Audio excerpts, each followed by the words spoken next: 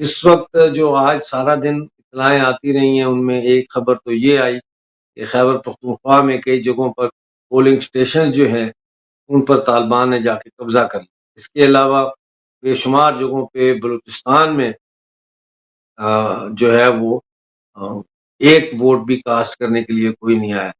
और जिन जगहों पे लोग गए हैं वहां तो गए हैं, लेकिन कई जगह ऐसी हैं जहां लोग नहीं गए। कल 14 हमले हुए हैं बलूचिस्तान में पोलिंग स्टेशन पर, और कल एक 3 हमले और हुए हैं जिसमें 28 लोग मारे गए 3 मुख्तलिफ हमलों में। उससे चंद दिन पहले एक दिन में 15 हमले किए गए थे पोलिंग स्टेशन पे। तो अब ये तो सुबह के नताइज से ही पता चलेगा कि वोटर टर्न आउट क्या रही और बलूचिस्तान समेत बाकी पाकिस्तान के हिस्सों में लोगों ने किस तरह वोट डाले। लेकिन नजर ये आ रहा है कि बलूचिस्तान में अगर किसी ने वोट डाला भी है तो वो वोट उन लोगों को डाला है जिनको पाकिस्तान की जुबान में दहशतगर्द कहा जाता है। यानी वो बलोच कौम परस्त, जैसे अख्तर मेंगल साहब हो गए और दूसरे लोग हैं, जाम कमाल हैं, उनको ज्यादा वोट पड़ते हैं। एक कुछ वीडियो जो सोशल मीडिया पे वायरल हो रही थी वो हमने आपके लिए इकट्ठी की हैं, वो आपको दिखाते हैं पहले, फिर हम अपने मेहमान की तरफ चलते हैं। देखिए ये वीडियोस।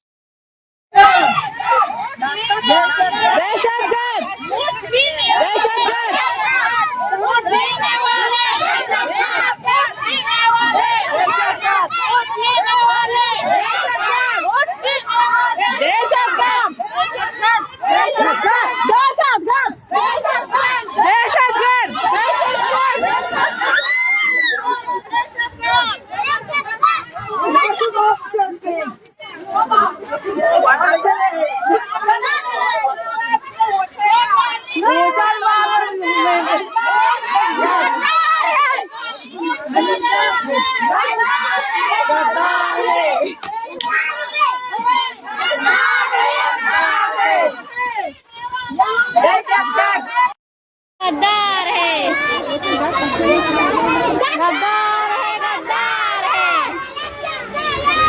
गद्दार है, गद्दार है, गद्दार है, गद्दार है, गद्दार है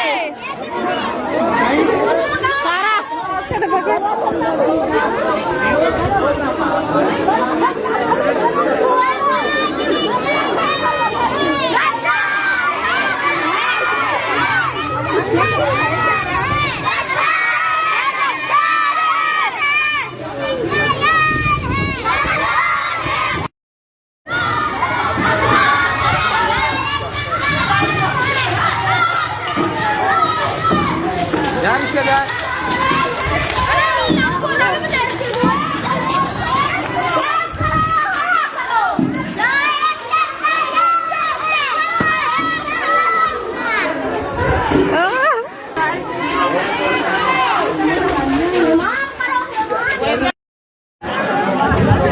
이거 아저씨가 5점 아저씨한테 सूद कांते मीती द्रोट सूद कांते भाई बलोच को में से वाजा सूद कांते होते हैं।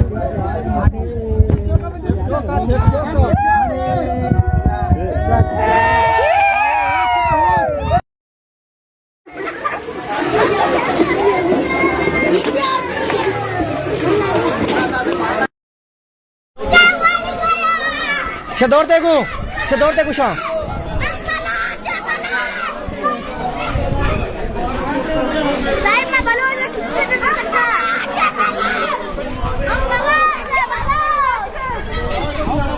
इसे भी उठ दाता गो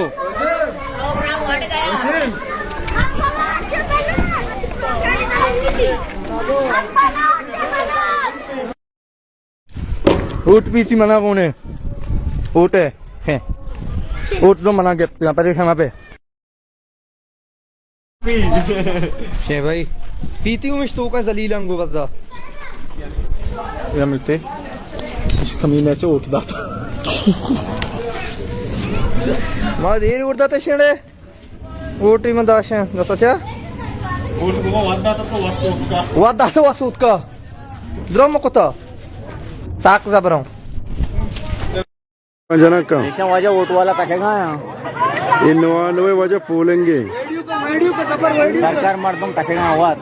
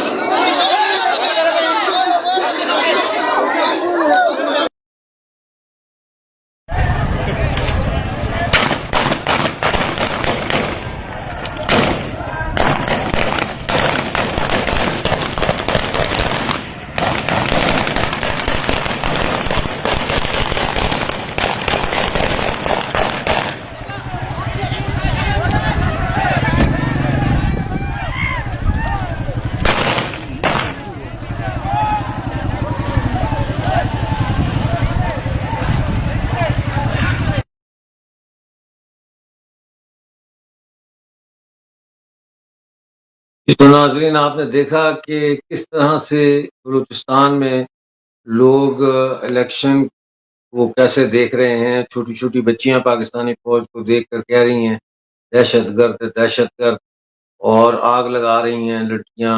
मतलब ख़वातीन का बलूचिस्तान में इस तरह निकलना बापर्दा होके और हिजाब पहन के और जाके इनको फाड़ना और बैलेट बक्सों को बाहर निकाल के आग लगाना, ये अपने अंदर खुद एक बहुत बड़ा वाक़या है तारीख़ का।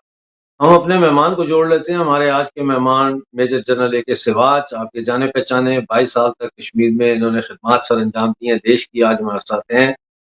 जनरल साहब, अगर आप हमारे साथ जुड़ गए हैं तो आ जाइए। मैं देख लेता हूँ कि जनरल साहब कहाँ हैं। हाँ हाँ, तो यस, आ गए बिल्कुल हैं तो मिर्जा साहब। अच्छी बात है। मेरा तो ख्याल है कि वो आ गए। जी, आ गए हैं जनरल साहब। जनरल साहब, आपने ये वीडियोज़ देखी हैं और इलेक्शन आज पाकिस्तान में हो रहे हैं और वोटिंग बंद हो चुकी है। अभी तक जो कुछ हुआ है, इसको आप कैसे इसका तज्ज़िया करेंगे? और देखो, सच्चाई ये बात है मिर्जा साहब, दो तीन बातें हैं। एक तो ये जो इलेक्शन है ये फेयर एंड फ्री नहीं थे, और दूसरा इस इलेक्शन में लेवल प्लेइंग फील्ड नहीं थी। क्योंकि सच्चाई ये है कि इमरान खान की जो पार्टी है पाकिस्तान तहरीक इंसाफ, उसके को तो वो इलेक्शन तो लड़ नहीं पाए, क्योंकि उनका जो बैट का सिंबल था वो इलेक्शन कमीशन ने मुकर्रर नहीं किया, तो वो इंडिपेंडेंट लड़े हैं। और इमरान खान और उसके दूसरे शाह मोहम्मद कुरैशी और बाकी लीडर जेल में हैं। तो मुझे लगता है पीटीआई के लिए एक बहुत बड़ा हैंडीकैप था। और ये तो सच्चाई है, पाकिस्तान में वही होता है जो मंजूर आर्मी होता है। तो कहीं ना कहीं ये बातचीत चली थी कि इस बार पाकिस्तान की आर्मी का झुकाव जो है पीएमएलएन की तरफ है। नवाज शरीफ की जो पार्टी है, नवाज शरीफ ही अगले प्राइम मिनिस्टर बनेंगे, क्योंकि पाकिस्तान में जब भी इलेक्शन हुए हैं तो वो इलेक्टेड प्राइम मिनिस्टर तो होता नहीं, वो सिलेक्टेड होता है। 2018 में इसका झुकाव जो आर्मी का पीटीआई की तरफ था, इमरान खान का, तो इमरान खान को इससे बहुत फायदा हुआ था। मगर इस बार जो उसका झुकाव नवाज शरीफ की पार्टी पे है। मगर ये एक बड़ी सरप्राइज बात है जो मैं भी अभी देख रहा हूं, जिस प्रकार से अभी रुझाव मिल रहे हैं और इंडिकेशन आ रही है, उसमें ये दिख रहा है कि जो इंडिपेंडेंट कैंडिडेट थे जिनका एक प्रकार टिल्ट था पीटीआई की तरफ, वो काफी आगे चल रहे हैं। तो ये एक सरप्राइजिंग है। मगर आपको पता है मिर्जा साहब, जब रिजल्ट पूरे आने से पहले ही पाकिस्तान की जो आर्मी है, हेलो, आपको आवाज आ रही है? जी, जी, मैं सुन रहा हूँ। जी, जी। हाँ, जी, जी, आ रही है, आ तो रही है। सच्चाई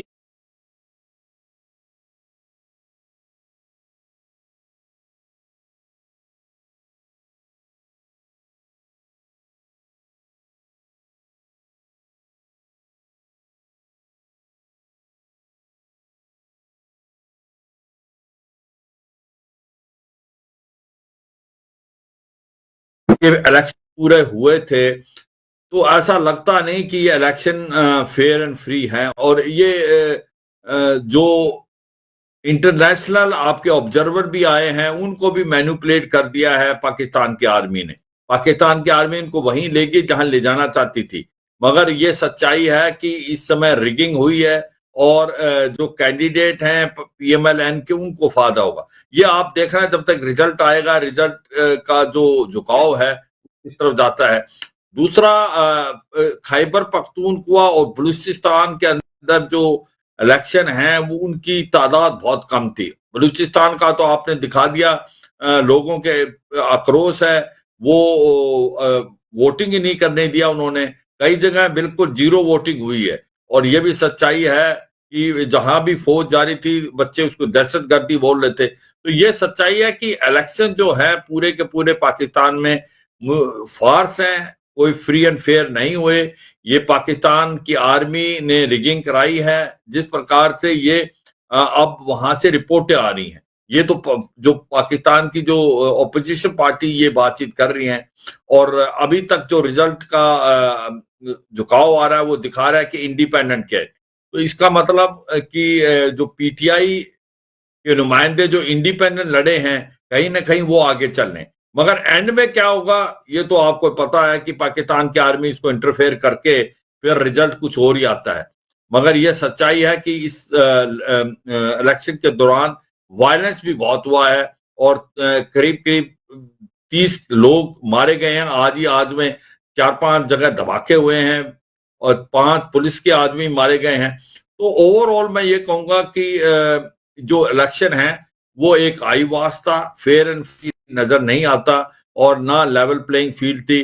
पाकिस्तान तहरीक इंसाफ जो की पार्टी इमरान खान की है, सुनने में ये आया था कि उसका काफी हद तक लोग उसको चाहते हैं आज की तारीख में। मगर रिजल्ट क्या होगा ये तो समय ही बताएगा।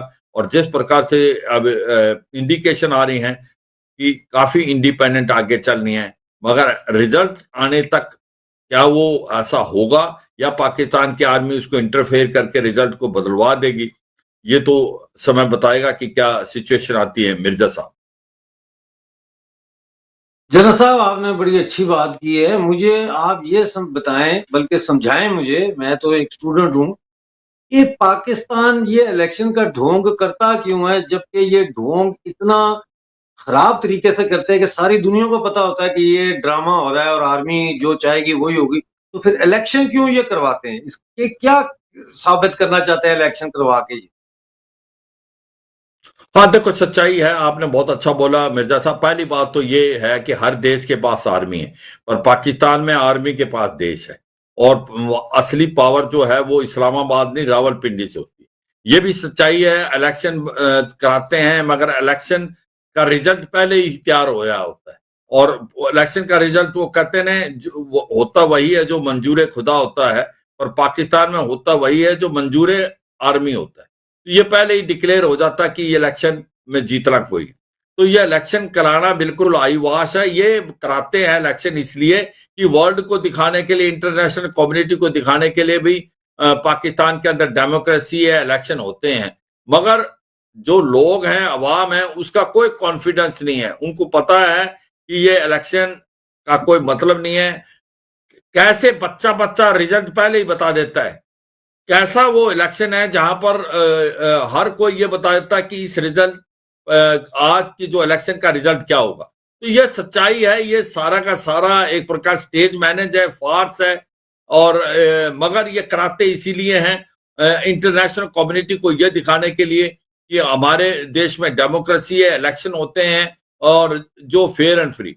दुख की बात यह है जो इंटरनेशनल ऑब्जर्वर आते हैं उनको भी ये किसी तरीके से मूर्ख बना लेते हैं। वो भी इनको एक प्रकार से बाय एंड लार्ज एक ऐसी स्टेटमेंट पास करते हैं कि भाई इलेक्शन जो थे सेटिस्फैक्टरी हुए थे, जबकि पूरा पता है कि इलेक्शन में काफी हद तक करप्शन चली है, फेयर एंड फ्री नहीं थे। यहाँ पर वायलेंस हुआ है, लोग वोट नहीं डाल पाए और फौज ने एक प्रकार से जो काम करना था उसकी बजाय दूसरे काम में इन्वॉल्व होके एक रिगिंग कराई है। ये सबको पता है मगर सभी आंखें बंद करती हैं। क्योंकि अगर आप यूएस की बात करें जो यूनाइटेड स्टेट है वो पाकिस्तान के इलेक्शन में कभी नहीं बोलते, जबकि वो बांग्लादेश के इलेक्शनों में कितनी उंगली उठा रहे थे शेख हसीना पे, मगर जब बात आती पाकिस्तान की, जब उनको मालूम है कि ये इलेक्शन जो हैं ये फेयर एंड फ्री नहीं है, ये पिछली बार भी नहीं थे, 2018 में उसका फायदा इमरान खान को हुआ था, इस बार जो फायदा वो नवाज शरीफ को होता हुआ नजर आ रहा है, मगर फिर भी वो आंखें बंद कर लेते हैं, और ये दुख की बात है। मिर्जा साहब।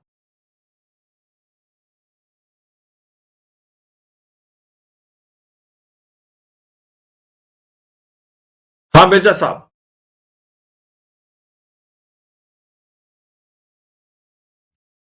मिर्जा साहब आवाज आ रही है मेरी? जना साहब, जो नई हुकूमत बनेगी पाकिस्तान में, जो भी बनती है, क्या आप समझते हैं कि वो भारत के साथ ताल्लुकात बेहतर करने के काबिल होगी? उसको ये बल्कि इजाजत होगी फौज की तरफ से ऐसा करने की? देखो सच्चाई है, पाकिस्तान में वो होता है जो पाकिस्तान की आर्मी चाहती है, स्पेशली दो, डिफेंस के और आपके फॉरेन अफेयर। तो चाहे वो इमरान खान की गवर्नमेंट पहले थी या अभी नवाज शरीफ की गवर्नमेंट अगर आती है, क्या वो भारत के साथ रिलेशन अच्छा कर पाएंगे? मुझे नहीं लगता ऐसा कुछ कर पाएंगे जब तक पाकिस्तान की आर्मी नहीं चाहेगी, और वो होगा जो जनरल आसिम मुनीर चाहते हैं। हाँ, ये लगता है कि नवाज शरीफ एक एक्सपीरियंस पॉलिटिशियन है, चौथी बार वो प्राइम मिनिस्टर बन के आएंगे, शायद उन्होंने कुछ सीखा होगा और वो चाहेंगे कि भारत के साथ रिलेशन अच्छे हों। मगर दुख की बात यह है कि क्या वो कर पाएंगे? क्या फौज उनको करने देगी? क्या फौज उसको पावर देगी? इमरान खान भी शुरू में सोच रहे थे मैं करूंगा, जो भी करना चाहते थे, मगर पाकिस्तान की आर्मी ने उसकी एक प्रकार से दिखा दिया कि असली बॉस पाकिस्तान में पाकिस्तान की आर्मी है, ना कि पॉलिटिकल लीडर जो इलेक्ट होके आते हैं। तो ये सच्चाई है, ये तो समय बताएगा कि क्या अगर नवाज शरीफ आते हैं, ये तो कहना मुश्किल है कौन आएगा, मगर जो भी प्राइम मिनिस्टर आता है उसके लिए बड़ा मुश्किल है कि भारत के साथ रिलेशन इंप्रूव करना, जब तक पाकिस्तान की आर्मी नहीं चाहती। और पाकिस्तान की आर्मी इसको कतई नहीं चाहती, उसकी वजह है, उसकी वजह यह है कि पाकिस्तान आर्मी एक गरीब देश के पास रिच आर्मी है। वो कहते हैं कि 1/7 हिस्सा है वो भारत का, 1/8 उसकी पॉपुलेशन, 185th टाइम उसकी इकोनॉमी, और 80% उसके पास आर्मी है भारत से। इतनी छोटे देश के पास बड़ी आर्मी का क्या वजूद है?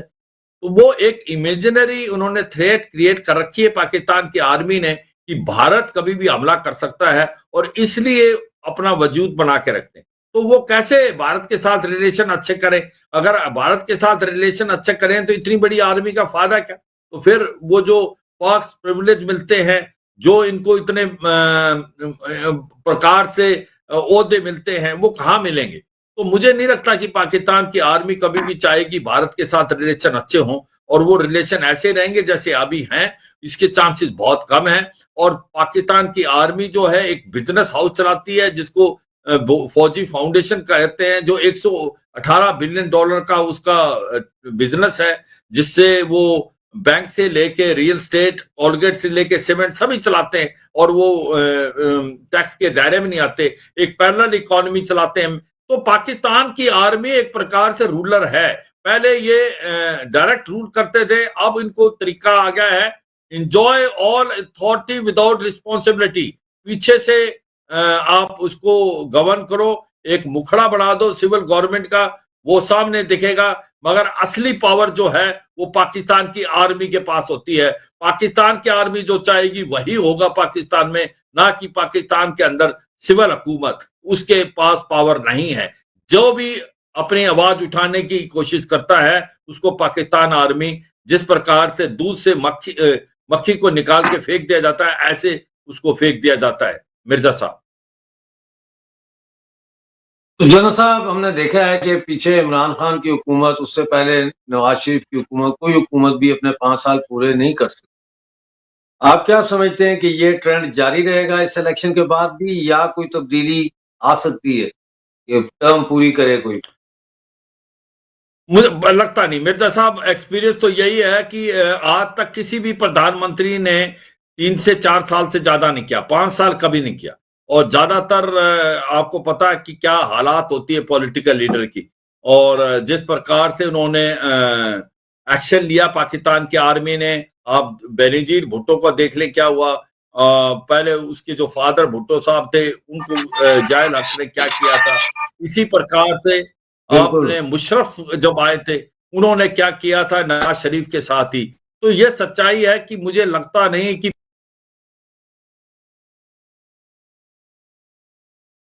सही है। ये सच्चाई है जना पाकिस्तान साहब, की आज हमारे आर्मी साथ जो जुड़ने का आपका बहुत बहुत शुक्रिया। आज जुड़ने का, आप हमेशा थैंक यू। हमारे शो में आते हैं और हमारे दर्शकों को आप बड़ी महत्वपूर्ण बातें बताते हैं और समझाते हैं पाकिस्तान की पॉलिटिक्स के बारे में और रीजनल पॉलिटिक्स के बारे में। नाज़रीन, ये था हमारा आज का प्रोग्राम। अब आपसे मुलाकात होगी ट्यूसडे को लंदन टाइम 6:30 बजे। उस वक्त तक अपना बहुत सारा ख्याल रखिएगा। जय हिंद, जय जम्मू कश्मीर।